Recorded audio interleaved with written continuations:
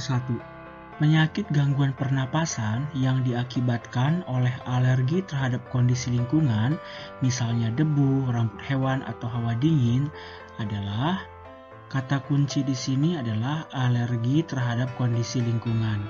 Maka jawabannya adalah penyakit asma, yaitu terjadinya penyempitan pada saluran pernapasan.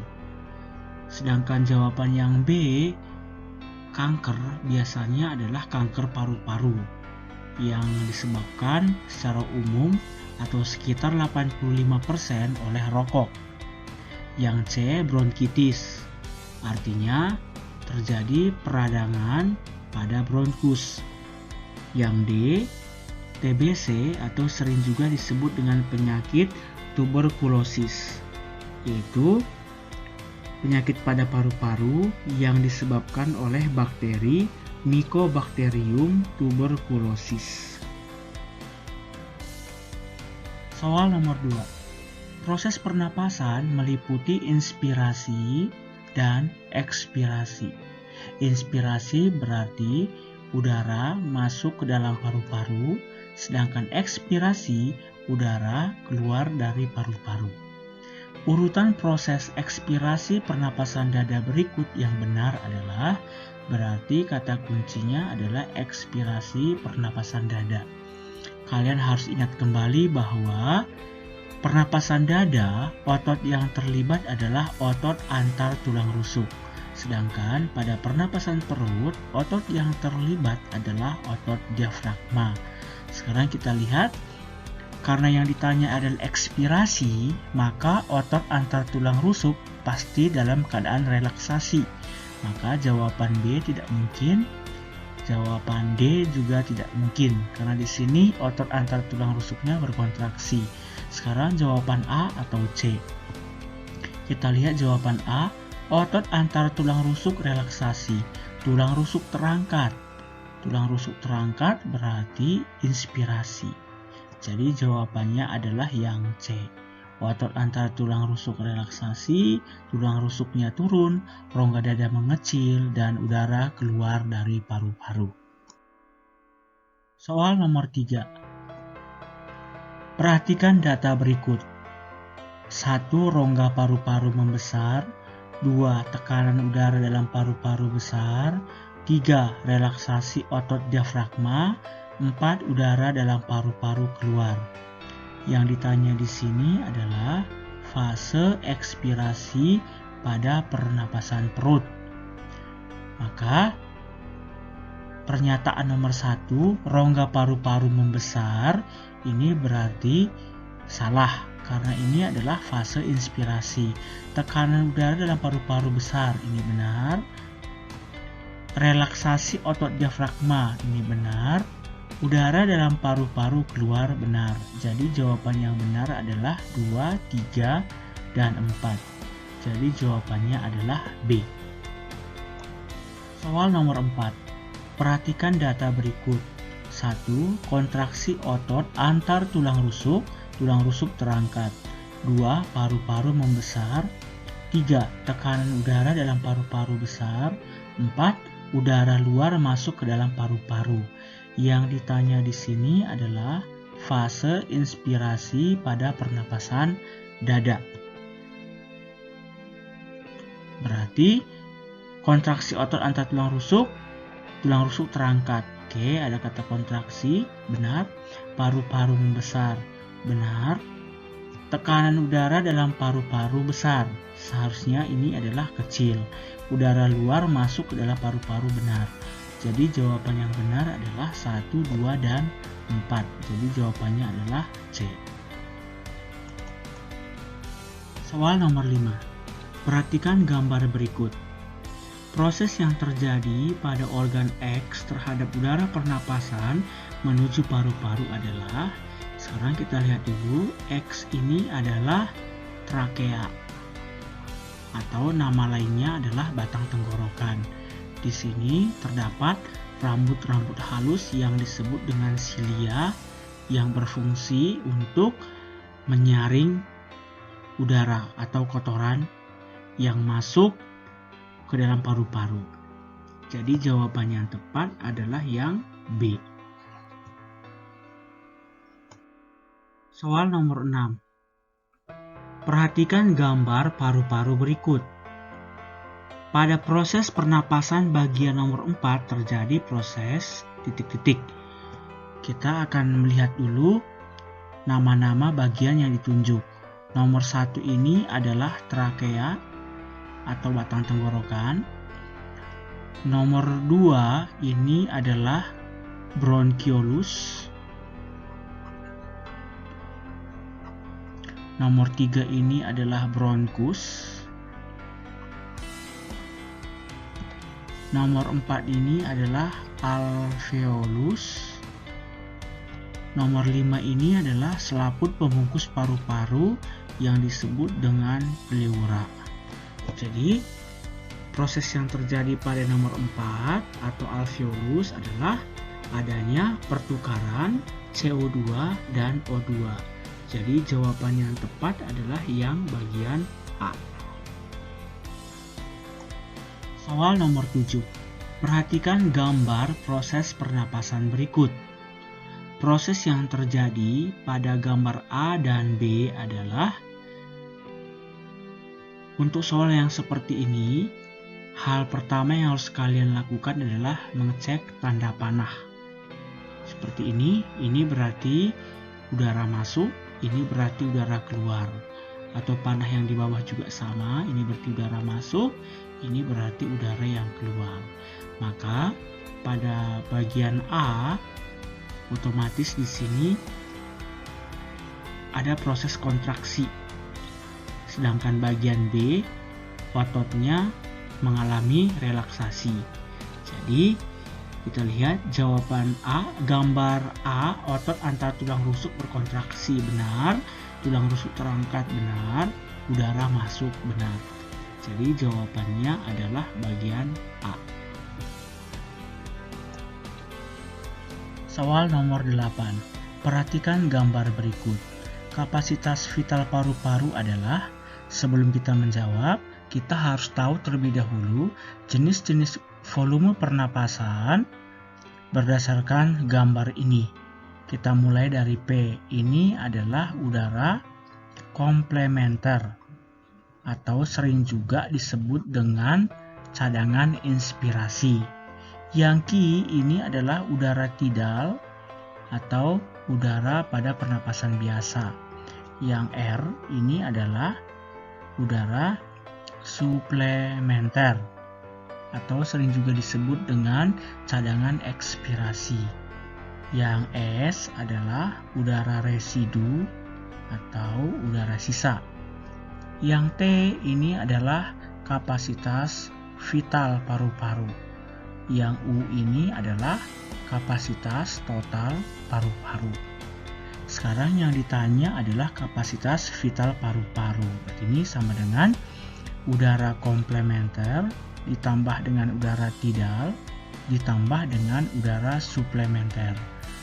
Ini berarti udara komplementer itu sekitar 1500 ml ditambah dengan tidal itu sekitar 500 ml ditambah dengan suplementer itu sekitar 1500 ml. Maka sama dengan 3500 ml. Jadi jawabannya adalah yang D. Soal nomor 9. Hasil pengamatan berdasarkan frekuensi pernapasan pada 3 aktivitas. Di sini ada data. Aktivitasnya itu ada duduk, berjalan, dan lari pada menit pertama, kedua, dan ketiga.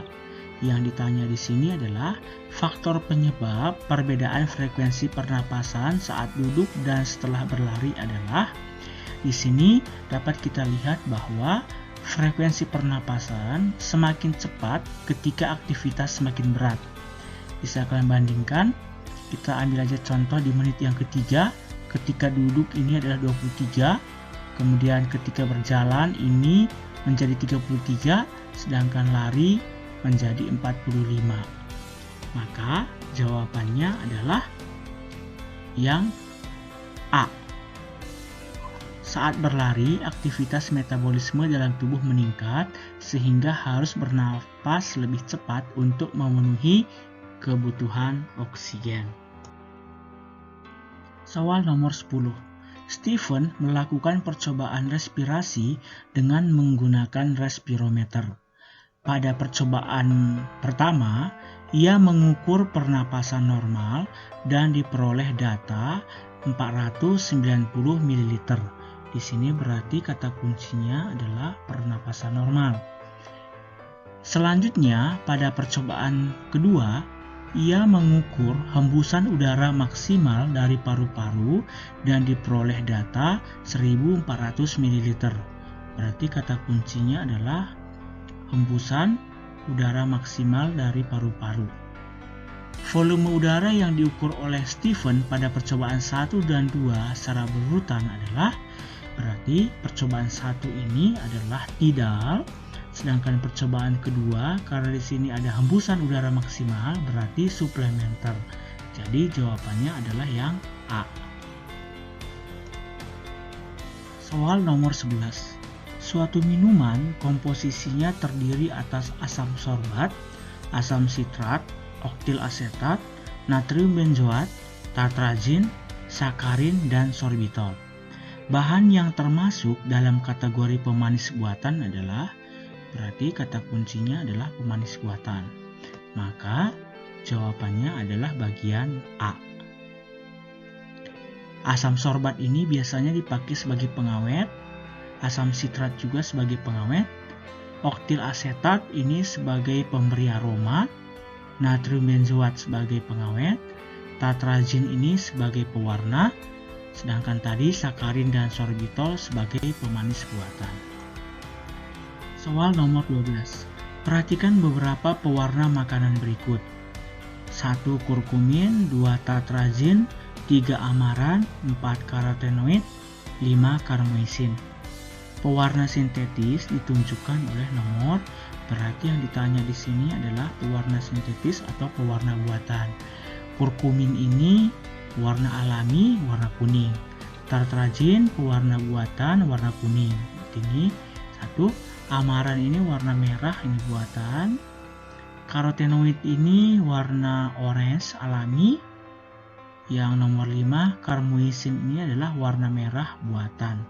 Jadi jawabannya adalah 2, 3, 5. Berarti yang D. Soal nomor 13.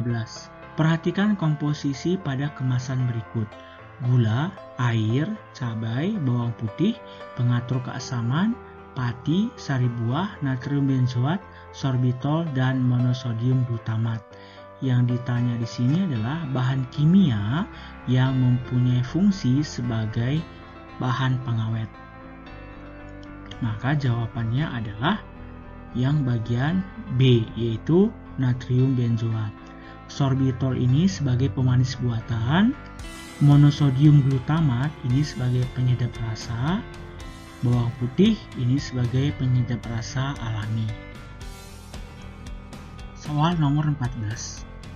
Tahu yang diproduksi dalam jumlah besar biasanya ditambahkan bahan kimia yang ternyata dapat memicu pertumbuhan kanker.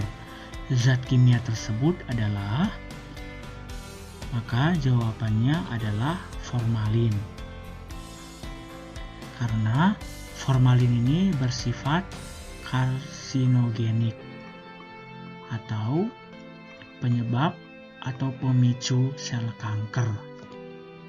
Sedangkan methanol yellow dan rhodamin B ini adalah pewarna tekstil yang sering juga disalahgunakan ke produk makanan.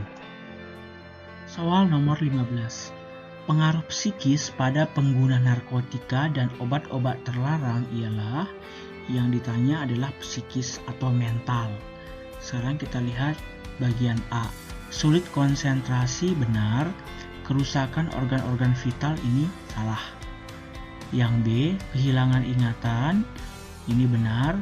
Berat badan turun drastis, ini bukan psikis. Yang C, kerusakan hati dan ginjal, kehilangan semangat hidup. Kerusakan hati dan ginjal ini salah. Yang D, sulit konsentrasi benar, hilang selera makan benar, gelisah benar, depresi benar. Jadi jawabannya adalah yang D. Soal nomor 16. Perhatikan pernyataan berikut. Yang ditanya di sini adalah pengaruh fisik pada orang pengguna zat adiktif dan psikotropika. Sekarang nomor 1, suka berbohong, ini adalah psikis, berarti salah. Muka pucat benar, berat badan menurun, ini benar. Pencuriga dan tertutup, ini ciri psikis. Kurang bertanggung jawab, ini juga adalah psikis. Mata terlihat cekung dan merah, ini benar. Jadi jawabannya adalah nomor 2, 3, dan 6. Berarti B. Soal nomor 17. Berikut adalah beberapa zat yang dikelompokkan sebagai nafsa. Yang ditanya di sini adalah yang termasuk depresan. Sekarang kita lihat. Heroin ini termasuk depresan, morfin termasuk depresan, ganja ini adalah halusinogen. Alkohol ini termasuk depresan.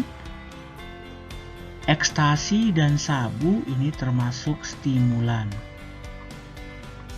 Jadi ingat, zat adiktif berdasarkan dampak yang ditimbulkannya dibagi menjadi 3, yaitu stimulan, halusinogen, dan depresan. Jadi jawabannya adalah nomor 1, 2, dan 4. Berarti yang A. Soal nomor 18.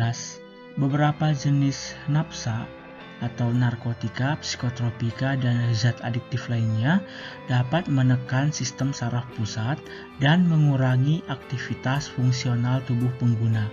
Salah satu jenis zat yang memberikan dampak tersebut adalah, berarti kata kuncinya di sini adalah menekan sistem saraf pusat. Berarti yang ditanya ini adalah contoh depresan. Sekarang kita lihat, amfetamin ini adalah stimulan, LSD ini adalah halusinogen, kafein adalah stimulan, morfin adalah depresan. Jadi jawabannya adalah D. Soal nomor 19. Seorang pecandu narkoba mengalami efek seperti berikut. 1. Mata kemerahan. 2. Suka bicara dan tertawa sendiri. 3. Pengendalian diri turun. 4. Susah tidur. 5. Berhalusinasi. Dari data di atas, narkoba yang digunakan adalah, dari 5 ciri-ciri ini bisa kita lihat yang menjadi ciri khas, yaitu nomor 5. Berarti ini termasuk adalah halusinogen. Maka kita cari jawaban yang termasuk halusinogen. Ekstasi, sabu-sabu, dan kokain itu termasuk stimulan. Jadi jawabannya adalah yang C atau ganja. Soal nomor 20. Ekstasi merupakan salah satu obat psikotropika. Berdasarkan pengaruh yang ditimbulkannya, ekstasi merupakan golongan. Ekstasi itu termasuk golongan stimulan.